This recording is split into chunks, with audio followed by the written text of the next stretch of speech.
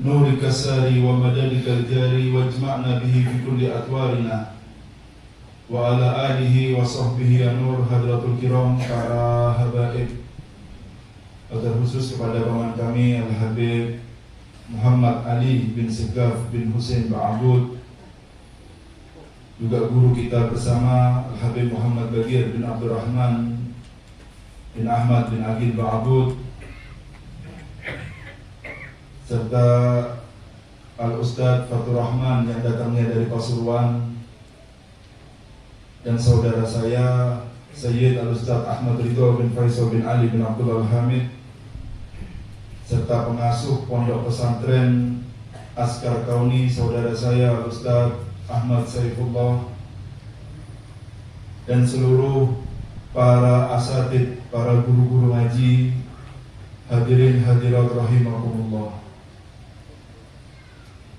Pada malam hari ini kita bersyukur kepada Allah Subhanahu wa taala karena dikumpulkan dalam sebuah majelis yang mulia, yaitu majelis haul mengenang orang-orang yang mendahului kita, yang mana hati mereka telah dipenuhi dengan cahaya yakin dan cahaya kesungguhan di dalam pengabdiannya kepada Allah Subhanahu wa taala.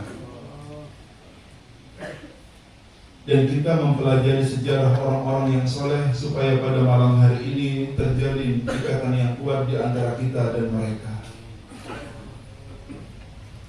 Karena pada hari kiamat kelak Allah Subhanahu wa taala berfirman, yauma tublas sarair, hari ketika ditampakkan semua apa rahasia yang tersembunyi di dalam hati kita. Di sana seseorang akan tahu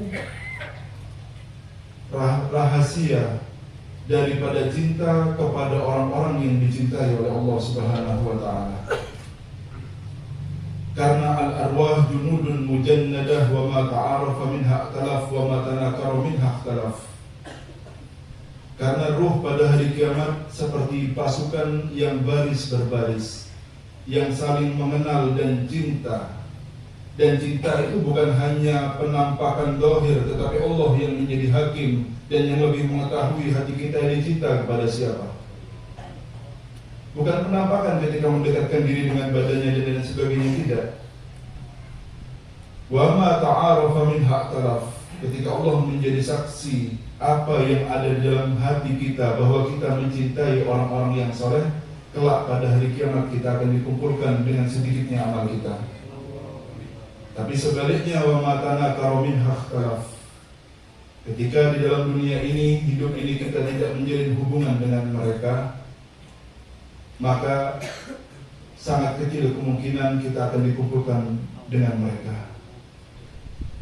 Dan salah satu pertanda yang paling kuat bahwa seseorang hamba ingin dijadikan orang-orang yang dekat dengan Allah adalah ketika Allah memberikan taufik kepadanya, meringankan langkahnya untuk duduk di hadapan orang-orang yang dicintai oleh Allah Subhanahu wa taala.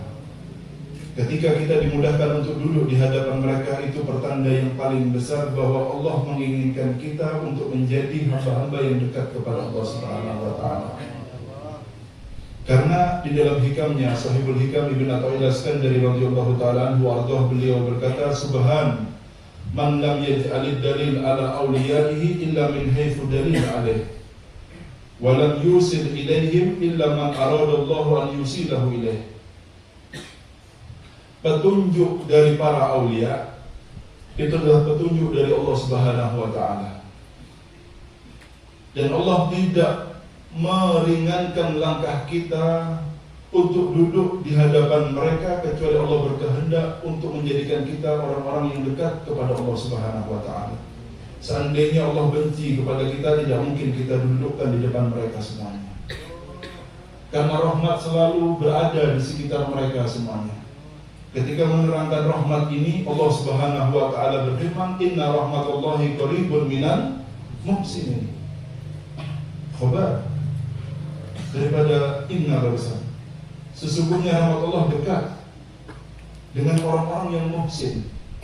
Banyak orang salah mengartikan daripada ayat ini, seakan-akan orang-orang dalam pemahaman yang dia pahami, kalau kalian ingin mendapatkan rahmat Allah, jadilah orang-orang yang muhsin. Dan tidak seperti itu pemahamannya. Karena orang muhsin sudah orang-orang yang dicintai oleh Allah Subhanahu wa taala. Wal kadhibina al-ghaidha wal 'afina 'anil nas wallahu yuhibbul muhsinin. Orang yang muhsin dicintai oleh Allah Subhanahu wa taala. Sesungguhnya rahmat Allah dekat dengan orang-orang yang muhsin, seakan-akan Allah memberikan kabar kepada kita, apabila kalian ingin mendapatkan rahmat dari Allah Subhanahu wa taala, maka mendekatlah kepada mereka, karena ada di sekitar mereka Allah selalu menurunkan rahmatnya. Karena Allah selalu menurunkan rahmat di sekitar mereka semuanya. Kenapa seperti itu? Karena dalam ayat yang lain Allah Subhanahu wa taala berfirman di dalam Al-Quran, walaula rijalun minal mu'minin wan nisa'u minal mu'minat lam ta'lamuhum an tata'uhum fatusibakum minhum ma'arrah bighairi ilm liyudhilallahu fi rahmatihi man yasha. Apa katanya Allah? Adanya mereka, duduknya kalian dengan mereka, itu adalah keinginan Allah untuk memasukkan orang-orang yang dikehendaki untuk masuk dalam daerah rahmatnya Allah Subhanahu wa taala. Dekatnya kita dengan mereka itu sudah kehendak baik dari Allah kepada kita semuanya. Liyudhilallahu fi rahmatihi may yasha biwujudihim. Dengan adanya mereka. Karena mereka itulah yang tahakkuk daripada perkataan Al-Habib Abdullah bin Husain bin Tawafir di dalam qasidahnya yang sering kita bacakan tapi kita kurang tahu dari apa yang kita baca.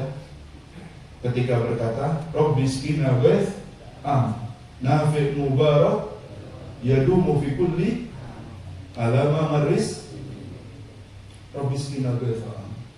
Allah turunkan hujan yang menyeluruh, nafi' mubarak, bermanfaat, penuh dengan keberkahan dan yadumu fi kulli, yang terus-menerus dalam 1 tahun penuh, masih tidak ada hentinya. Alama maris ini. Hujan apa ini? Bukan hujan air. Kalau orang Hadram minta hujan air seperti di Indonesia, rumahnya hancur semuanya. Karena terbuat dari tanah dia, tidak ada semuanya. Yang dimaksud di sini adalah hujan rahmat. Ketika hati mereka, orang-orang yang soleh, orang-orang yang muhsin, adalah hati-hati yang setiap hari Allah menurunkan hujan rahmatnya, maka orang yang ada di dalam hati tersebut, maksudnya ketika kita berada dalam hati guru-guru kita, yang mana Allah menurunkan hujan rahmatnya setiap saatnya, maka manusia yang paling beruntung adalah ketika dia bisa masuk ke dalam hati gurunya.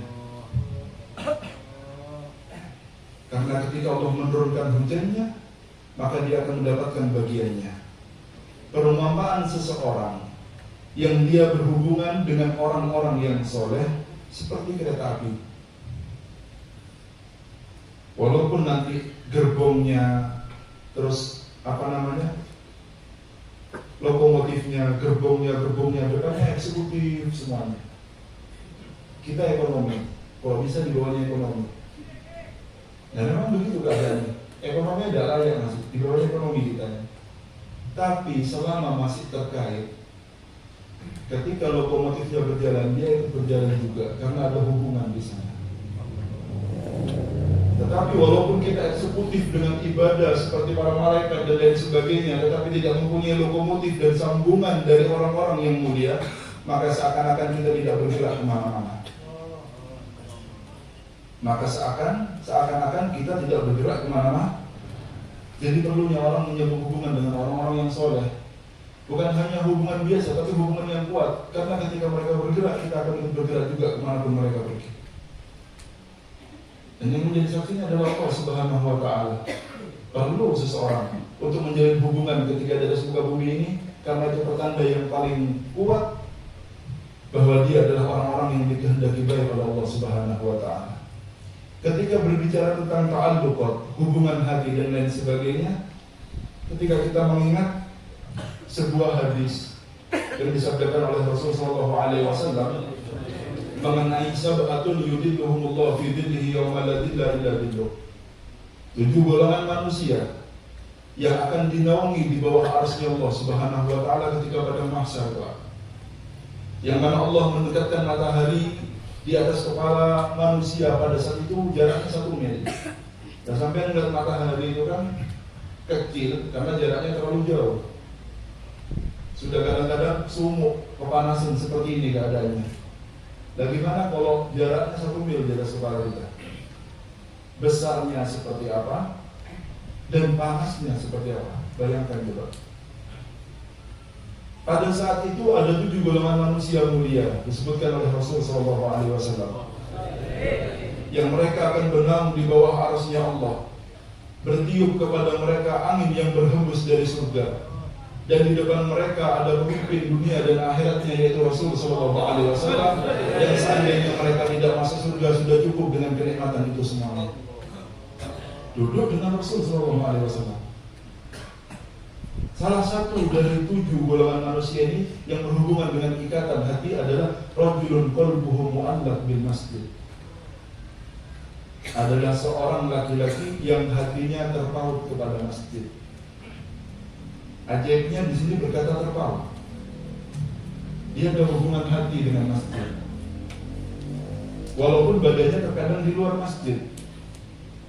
Karena berapa banyak orang ke masjid tetapi hatinya ada di mana-mana. Dan berapa banyak manusia di luar masjid tetapi hatinya ada di dalam masjid. Karena itu dikatakan sama Rasul, bukan seseorang yang ada di masjid, tidak, tetapi seseorang yang hatinya selalu ada di masjid. Ya, karena itu guru kita mengajarkan kepada kita. Tetapi di sini ada pemahaman lain ketika kita ini adalah santri-santri yang tahu maksud daripada guru-guru kita. Guru kita berkata, makanya ketika memahami hadis ini, masuklah kalian ke masjid dengan badan dan ruh kalian semuanya. Jangan sampai dibiarkan pikiran nanti kemana-mana terbang ketika kita ada di masjidnya Allah Subhanahu wa Ta'ala. Jangan sampai badan kita masuk tetapi pikiran kita kemana-mana nanti. Orang yang dia di luar tetapi hatinya ada di masjid, itu lebih dekat dengan rahmatnya Allah daripada orang yang di masjid tetapi hatinya di luar masjid. Saya ulang lagi, orang yang badannya di luar masjid tetapi hatinya ada di masjid, itu jauh lebih dekat kepada rahmatnya Allah daripada orang yang di masjid tetapi akalnya, hatinya ada di luar masjid. Di masjid pikirannya di pasar, badannya di masjid tetapi pikirannya ada di tokonya, ada di pekerjaannya, ada di keluarganya. Tetapi yang paling bagus adalah ketika kita masuk ke masjid, kita masuk dengan hati, akal dan badan kita. Ketika kita keluar di masjid, kita keluar hanya dengan badan kita, hati dan akal kita semua kita biarkan di masjid, sehingga selalu iktikaf dalam rumahnya Allah Subhanahu wa Ta'ala. Apabila kita pahami dengan pemahaman yang lain, maka begitulah seharusnya seorang santri kepada gurunya. Ketika dia belajar dengan seorang guru, maka dia harus duduk dengan badan dan hatinya. Jangan mikir kemana-mana. Jangan dibiarkan mikir ke kanan, ke kiri, ke samping, ke belakang. Fokus. Tidak ada pemandangan yang lebih indah daripada seorang santri ketika melihat gurunya.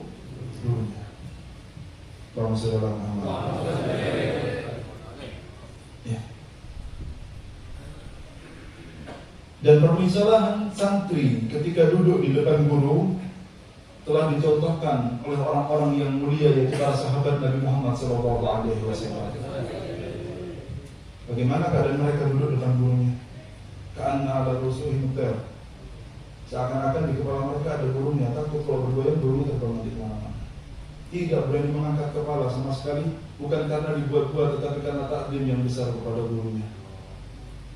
Aman. Faidah amarahum bi amrin ibtadaru amrah, katanya. Kalau sudah diperintah sama gurunya, tidak usah mikir, jalan. Tidak pakai istighfar. Sudah di atas istighfar kalau perintah guru. Dulu pernah ya, ada Habib Ahmad bin Husain Aidid, kita di Ribat Sidr. Lalu Umar ada kabar, ayo beberapa anak dipindah dari Ribat Siwun, tidaknya Habib Ali dan Muhammad bin Sulawesi. Pindah, di sana kosong harus ada santrinya. Dibaca. Yang pindah dari santri Ribat Mustafa kepada Ribat Sewu, fulan. Aduh. Saya mau istikharah dulu. Dimarahin sama guru. Kalau perintah guru udah pakai istikharah langsung jalan. Kalau perintah guru tidak pakai istikharah, karena pasti bagus. Istikharah itu kalau kita bimbang dalam dua perkara, bagus apa buruk istikharah. Tapi kalau perintah guru, perintah orang tua, tidak usah istikharah. Jeleknya pun akan berubah kebaikan kepada kita. Ya, dan seperti itu. Ya, dan seperti itu. Maka permisalannya sangat hebat juga si Ali bin Abdul Al-Baros. Ketika duduk depan gurunya Al-Habib Umar bin Abdurrahman Al-Attas, beliau orang yang mencapai makom paling tinggi pada zamannya, yang tidak mungkin berbicara kecuali billahi walillah, dengan Allah dan karena Allah, tidak mungkin bohong. Dan santrinya tahu itu semuanya. Kalau ngomong tidak mungkin guyon, tidak mungkin bohong. Seandainya guyon pun tidak mungkin berbicara kecuali yang benar, tidak mungkin bohong orang ini. Tidak bisa dipaksa berbohong. Berkata Pak Khidir dari 9. Semua santrinya goyang. Kenapa? Memang Khidir, kapan lagi mau ketemu? Pengen ketemu semua, kan siapa yang tidak pengen ketemu lebih Khidir? Ini goyang semuanya. Itu oleh satu santrinya, si Ali bin Abdul Baros, tidak goyang sama sekali, tetap tidak turunnya. Dan yang seperti ini santri yang diminta sama guru. Kalau santri sekarang duduk majelis di sebelahnya rel kereta api, kereta dengan tangan diri semuanya. Apa ini? Kayak pernah ngeliat kereta semuanya. Yang sering majelis baru kali tiba tahu kalau duduk di sebelahnya rel. Ya, kereta lewat, mulai kereta semua. Apalagi orang bang sering, orang alas bulu. Ya, orang longsor juga ada kereta tempatnya kesediaan. Kalau ngeliat kereta ya, tinggal semuanya. Ya memang begitu, memang anggota majelis banyak orang-orang utara. Jadi kalau ngeliat kereta itu seneng setengah mati ya, karena di tempatnya tidak ada kereta. Hah? Iya ada lagi kereta.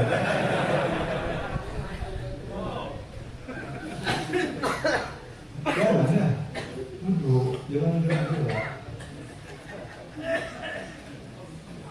Iya. Dia bilang, kenapa kamu kok tidak goyang, badannya kamu sama sekali seperti murid-murid yang lain? Kamu begini, dia mau Jibril, tidak ada urusan siapa. Karena pintu saya untuk sampai kepada Allah adalah engkau wahai guru. Karena itu Sayyidina Habib Umar bin Muhammad bin Salim bin Habib bilang, al-intiwa bisah muqaddimatun ya, dan intiwa bin Rasul.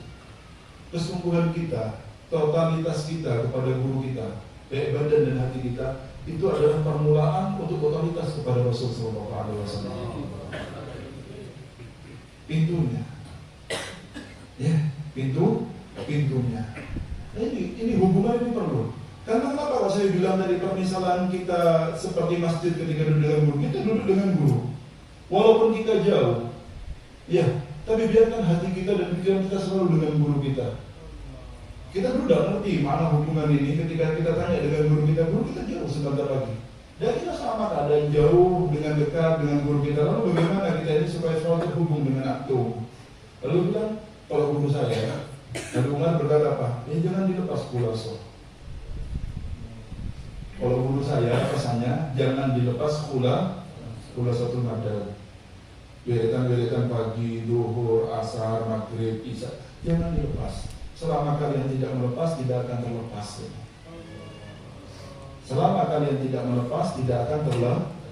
Maksudnya akan tetap hubungannya baik, walaupun kita dalam keadaan jauh dengan guru-guru kita. Muhammad sallallahu alaihi wasallam. Tanda pertama, ya, kita didudukkan di depan orang-orang soleh. Itu pertanda paling jelas Allah sudah memilih kita, bahwa kita diinginkan untuk menjadi orang-orang yang dekat dengan Allah Subhanahu wa Ta'ala. Yang kedua, kembali kepada kita.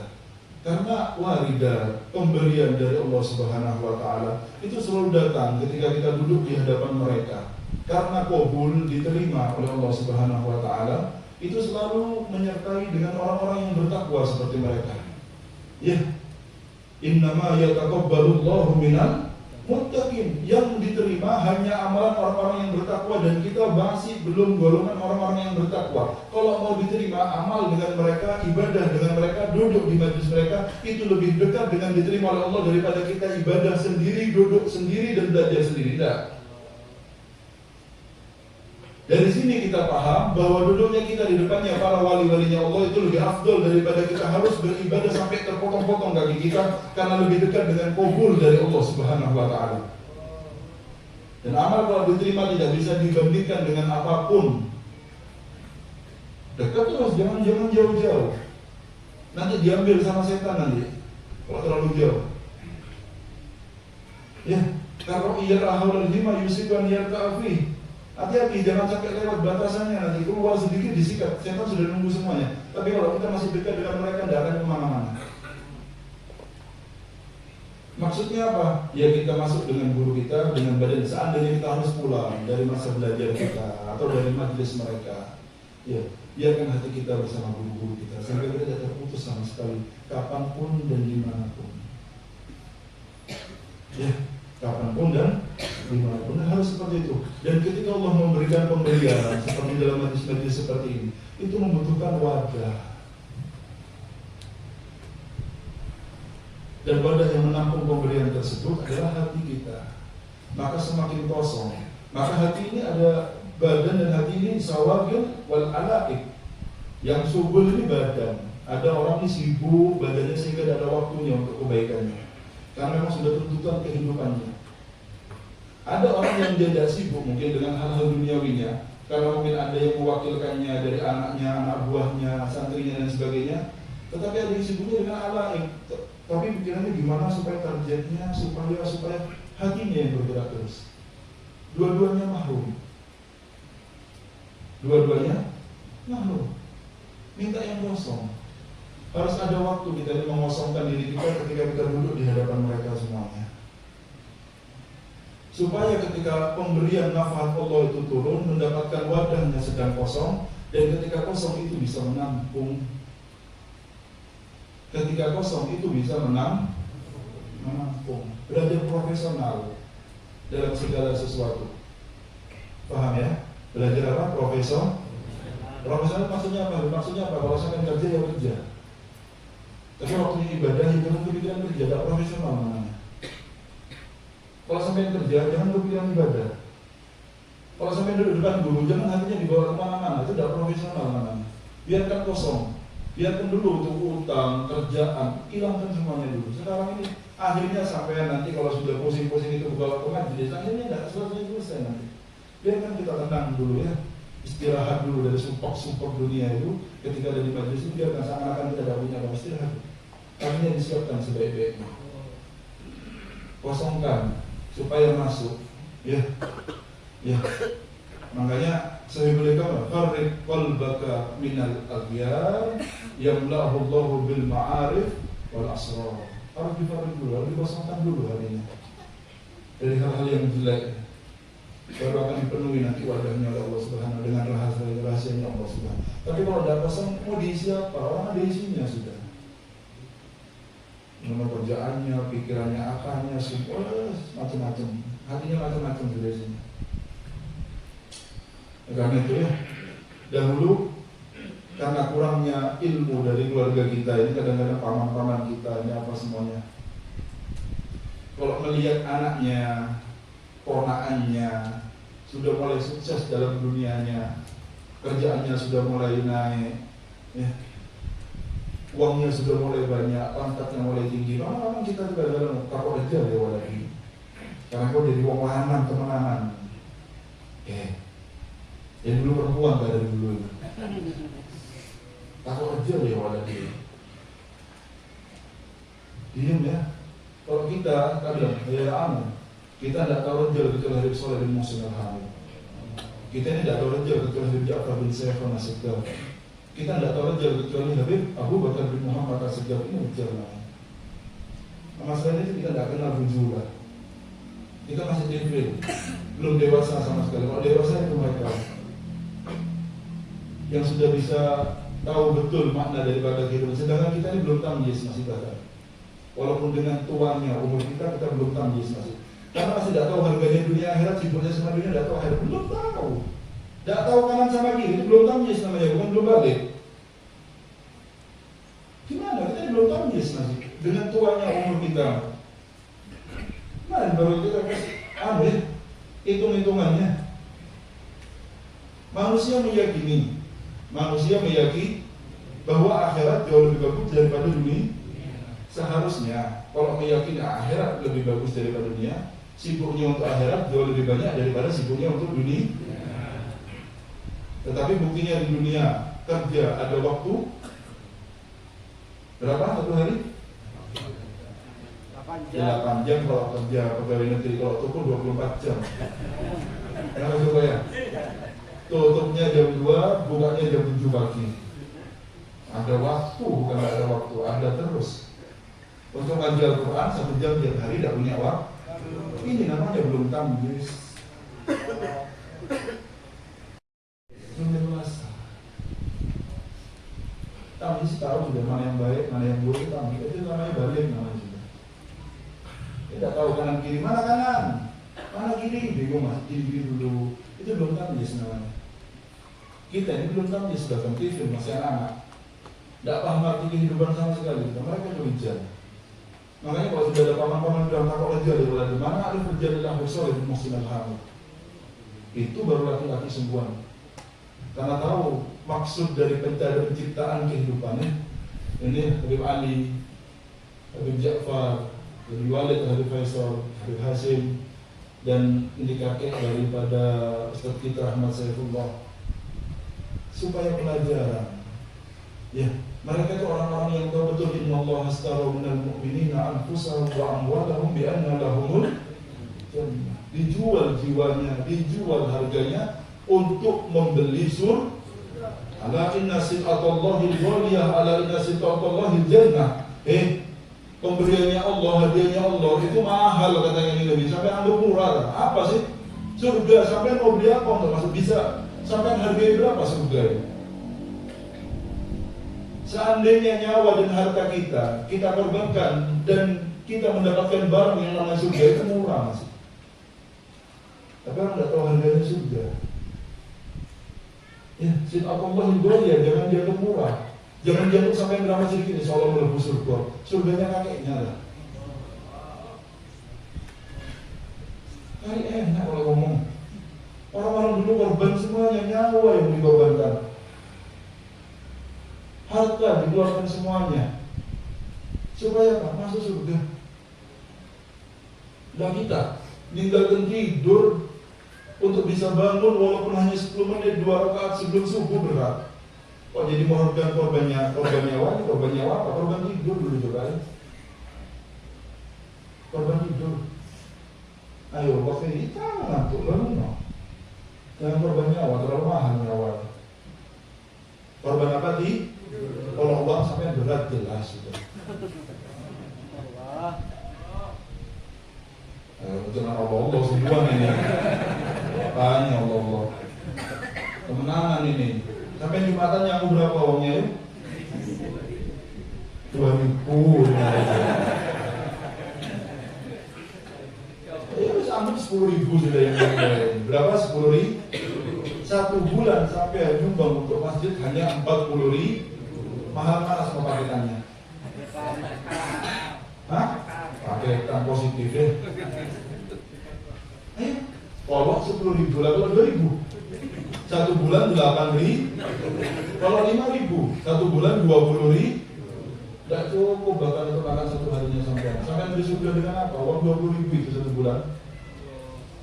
Enggak, kalau sampai ngasih 100.000 berarti 1 bulan berapa? 400.000. Buat kontrakan tidak boleh 1 bulan 400. Iya kan enggak? Untuk kamar agak mewah sedikit itu 1 hari harganya 400.000. Nah sampai mau beli surga 400.000, kalau sudah 100.000 merasa orang pendermawan sudah segini. Wah aku 1.000. Iya kan enggak? Tapi kalau masuk mall 100.000 buat beli apa? 1 bang. Kayak sedikit, kayak gak punya uang sama sekali. Kalau mau masuk Ramayana, bawa uang 100.000. Mau beli apa? Tapi kalau dimasukkan uang amal, kayak banyak sekali. Dia biar tahu kalau kita ini belum tampis. Karena tidak tahu harganya sesuatu masih kita ini. Karena kita belum tahu harganya sesuatu. Ya, bicara Habib Ali bin Abdullah Hamid ini. Sekan nantinya. Semangat berjuangnya luar biasa. Diwanti-wanti bukan hanya dengan keluarga, semuanya keluarga, hati-hati, jangan keluar. Zamannya dengan fitnah. Ya. Sekarang sampai terakhir diingatkan Habib Soleh, ingatkan jangan keluar lagi, jangan keluar. Namanya Habib Soleh, jangan keluar, bahaya semalam. Dijawab tegas. Ya, wa man ya'mal minas salihati wa huwa mu'min fala yakhafu dzulman wala hadma.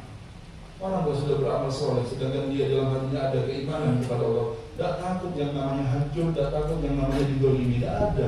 Karena saya untuk Allah. Terserah mau dilakukan apa hidayah, mau diambil, mau dibunuh, mau terserah. Saya berjuang untuk Allah, mau diapakan saya untuk Allah. Sudah jual badannya untuk Allah.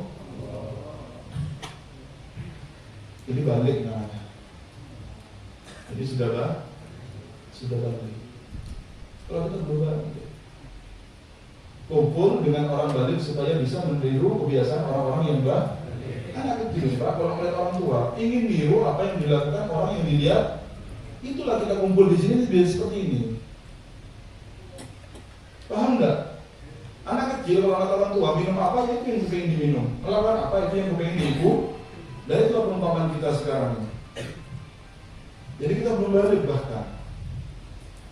Jadi harus paham hal yang seperti ini. Dahulu orang tua guru kami adalah Guru Muhammad bin Salim bin Habib. Ceritakan oleh pamannya guru kami adalah Habib Ali Zainal Abidin dan Abdul Rahman Al-Ghifari. Ya Habib Muhammad, waktu beliau pergi ke haji di Mekah, jangan pulang ke Hadramut dulu, jangan pulang ke Karim. Sekarang masanya fitnah, habaib-habaib semuanya sekarang sudah hijrah supaya mencari aman untuk agamanya, keluarganya, ibadahnya. Lebih baik antum tinggal di sini dulu, jangan kemana-mana. Ya, supaya kita ini bisa bernikmat hidup kita dengan hidup bersama antum. Masanya ditahan dengan pulang ke dulu. Sekarang ini masanya Suyuti, masanya PKI, masanya komunis, masanya fitnah. Habib Muhammad berkata, apa yang kalian takutkan dari aku? Apa yang bisa mereka lakukan kepadaku? Katanya. Apa? Disiksa. Atau puncaknya apa? Dibunuh, wes kali. Kemana kalau kita? Dulu para sahabat ini menempuh jarak ratusan ribuan kilo untuk menjadi seorang syahid. Saya di depan mata saya harus kabur. Para sahabat jalan ratusan ribuan kilo. Tujuan mereka satu, ingin meninggal sebagai seorang yang syahid. Saya di depan mata saya kabur. Ini ada saya di depan mata saya kabur. Mana? Kalau saya di sini, saya tinggalkan siapa dari ini? Saya tinggalkan kepada siapa dari ini? Ketika semuanya diam, meninggal. Kalah, menang demi Allah. Tidak ada orang yang berjuang kalah. Tidak ada orang yang berjuang kalah. Ketua nanti di akhirat, bukan di dunia. Itu yang menang kalah di dunia hanya madhahir, penampakan saja, bukan hakikatnya. Hakikatnya orang yang berjuang demi Allah tidak pernah kalah, selalu menang. Akan dilahirkan mereka musuh-musuhnya Allah, berharap dengan dibunuhnya Habib Muhammad akan memadamkan cahaya Islam yang ada di kota Hadramut, tetapi belum tahu ketika mereka membunuh orang-orang ini dilahirkan dari keturunannya orang-orang bukan hanya menerangi Hadramut tapi menerangi dunia bahkan. Anaknya Habib Ali Mas'ud Habib Umar menerangi dunia, berharap ini dibunuh, mati sudah Islam, karena ini yang berani berbicara yang vokal. Itu kan akalnya orang-orang tidak tahu agama.